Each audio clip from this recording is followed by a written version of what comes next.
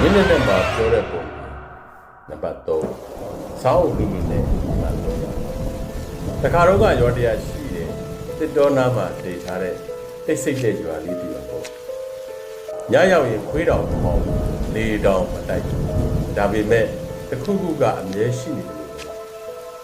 အဲ့ဒီရွာမှာညီမ3ယောက်နေကြတယ်မကြီးမလက်မငယ်ပေါ့သူတို့3ယောက်ပဲတအိမ်ထဲမှာနေကြတာတခုသောလာပြည့်နေ့ဖြစ်မဲ့နေ့မှာတိခုသမားအဖိုးတယောက်ရွာထဲကိုဝင်လာတယ်မျက်နှာကအိုမင်းပြီးမျက်လုံးတွေကနှက်ဆိုင်နေတယ်သူညီမ3ယောက်ကိုပြောတယ်ညကြရင်အပြင်မထွက်ကြနဲ့မကြီးကမေးတယ်ဘာဖြစ်လို့လဲအဖိုးကတိတ်တိတ်လေးပြောတယ်စောင်းတန်ကြားရင်နားမထောင်နဲ့ညီမ3ယောက်အံ့ဩသွားတယ်စောင်းတန်ဟုတ်လားအဖိုးကကောင်းငိမ့်တယ်စောင်းကိုလူလင်သူ့ကိုပြောတာဘယ်သူမှအလေးမထားကြဘူးအဲ့ဒီညလာမင်းကြီးကထိမ့်ထိမ့်သားနေတယ်လာရောင်ကရွာကြီးတစ်ခုလုံးကိုဖုံးထားတယ်ပြီးတော့စောင်းတန်တစ်ခုတိုးတိုးလေးအဝေးကနေတခါလဲသူတို့ရဲ့နှလုံးသားထဲကိုဝင်သွားတယ်အလက်မကနားထောင်နေတယ်အရန်လှပတဲ့အတန်ပဲငယ်မကပြောတယ်တွားကြည့်ရအောင်မကြီးကတားတယ်မထွက်ကြနဲ့အဖိုးပြောခဲ့တယ်မဟုတ်လားဒါပေမဲ့စောင်းတန်ကပူနီးလာတယ်ပူချူလာတယ်မလတ်နဲ့မငယ်ခံစားနိုင်တော့အပြင်ထွက်သွားတယ်စောင်းတန်ကညှို့ညွတ်မကြီးတယောက်ရုတ်တရက်အိမ်မောကျသွားတယ်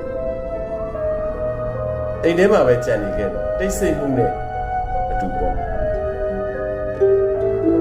ညတကောင်ရဲ့ကျတော့မကြီးအိမ်ရှိထွက်ကြည့်တယ်ညီမ2ယောက်လုံးမရှိတော့ဘူးသူကြောက်သွားတယ်တိခုသမားအဖိုးကိုစီကိုအပြေးသွားရှာတယ်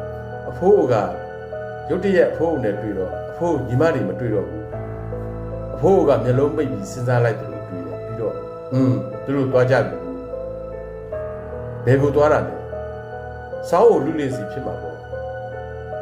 အဲ့ဒီညမကြီးတယောက်တည်းစောင်းတန်ကိုစောင့်နေတယ်ညစ်နက်လာတယ်စောင်းတန်ထပ်ထွက်လာတယ်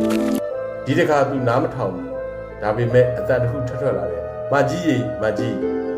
သူတုံလှုပ်သွားတယ်အဲ့ဒါညီမတွေအတန်ပဲငါတို့ဒီမှာလာခဲ့ဆိုတဲ့အတန်ကိုကြားရောက်နေပြီ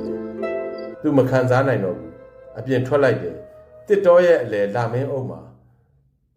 လူတယောက်ရက်နေတယ်လက်ထဲမှာစောင်းကိုတလုံးနဲ့မျက်နှာမရှိဘူးသူ့နားမှာညီမ2ယောက်ဒါပေမဲ့မျက်လုံးတွေကမလုံတော့ဘူးအသက်မရှိတော့ဘူးထင်ရတယ်နောက်ဆုံးတော့လဲလာခဲ့တာပဲ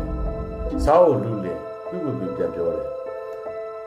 ငါညီမတွေပြန်ပေးငါညီမတွေပြန်ပေးမကြီးဒါပဲអော်နေတယ်သူပြုံးတယ်အတန်မထွက်တဲ့အပြုံးတစ်ခုသူတို့ငါစောင်းတန်ကိုနားထောင်ခဲ့တယ်စောင်းတန်တစ်ချက်နှစ်ချက်ဇက်တိုက်ထွက်လာတယ်မကြီးကဘာမှမဖြစ်ဘူးစောင်းကိုလူလင်လက်လျှော့သွားတယ်ဘာဖြစ်လို့လဲဘာကြောင့်လဲစောင်းကိုလူလင်နဲ့မကြီးအပြိုင်လူကြတယ်စောင်းတယ်နောက်ဆုံးတော့မကြီးအနိုင်ရသွားခဲ့တယ်စောင်းကိုလူလင်ကဒီညီမ2ယောက်ကိုပြန်ပေးခဲ့တယ်တကယ်တော့စောင်းကိုလူလင်ကတေမင်းပဲတေမင်းကစောင်းကိုလူလင်ကဆောင်တာမကြီးကအဖိုးကိုညီမ2ယောက်ပြန်ရလို့ကျေးဇူးတင်တယ်နေ့လယ်ဘက်ကအဖိုးကိုနဲ့တွားတွေ့ပြီးအဖိုးကိုရဲ့အကြံတိုင်းသူလိုက်လာတယ်လို့သူညီမတွေပြန်ရခဲ့တာသူညီမတွေပြန်ရဖို့ဘာပဲလုပ်ရသူလုပ်ပါမယ်လို့ဂတိပေးလို့အဖိုးကသူ့နားနှစ်ဖက်ကိုဘာသမမကြားရအောင်ဘုန်းတွေတိတ်ခိုင်းခဲ့တယ်အဖိုးကိုငယ်ငယ်တုန်းကချစ်သူရှိခဲ့ပြီသူချစ်သူက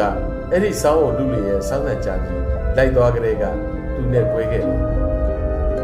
အဖိုးကိုဖြစ်မဲ့လူလင်ကရှင်းတော့မစင်စားပဲသူနားတစ်ဖက်ကိုသူထိုးပေါက်ခဲ့ပြီးနားကန်းလို့ဘာစောင်းတန်မှလည်းမကြားရတယ်ဘာအတန်မှလည်းမကြားရလူတွေနဲ့စကားပြောတဲ့အခါသူကပါဇက်လွတ်တာကိုကြည့်ပြီးခက်မှန်းယူတယ်စောင်းကိုလူလင်ကိုသူချစ်သူပြန်လာဖို့အဖိုးကလိုက်ရှာနေတယ်နားကမကြားရတော့ဘယ်မှာရှိလို့ရှိမှမသိအခုတည်းကမတွေ့ဖြစ်နေရရှိတယ်ကဘာမြေလောကထဲတောင်ဝေးတစ်ချောင်းနဲ့လိုက်ရှာနေရတာကြာလာပြီအသက်တောင်မှကြီးလို့အဖိုးရဖြစ်နေညီမ3ယောက်ကတော့ပျော်နေကြတယ်ညီမ2ယောက်ကမကြီးရဲ့စကားကိုတစ်သက်လုံးနားထောင်သွားကြတယ်ဒါပေမဲ့ထူးခြားတာတစ်ခုရှိတယ်အခုလိုလာပြေးနေညတိုင်းရွာပြည်တော်အဆက်မှာတစ်ပင်ကြီးစီကစောင်းတဲ့တစ်ခုအများရန်ကြားနေရတယ်မင်းလည်းညဘက်စောင်းတဲ့နေပါလိကြားလို့ရှိရင်နားမထောင်လိုက်နဲ့တော့မဟုတ်ရင် နောက်တစ်နေ့မှာမင်းနာမေကိုပဲလူတွေကပြောနေကြရလိမ့်မယ်ကွဆိုလိုတာကရွာကနေမြင့်ပြောက်သွားမယ်လို့ပြောတာမိဘမောင်နှမတွေစကားနားထောင်ရင်အသက်တောင်ကယ်နိုင်ပါလေနော်ပုံပြင်လေးကတော့ဒါပါပဲမင်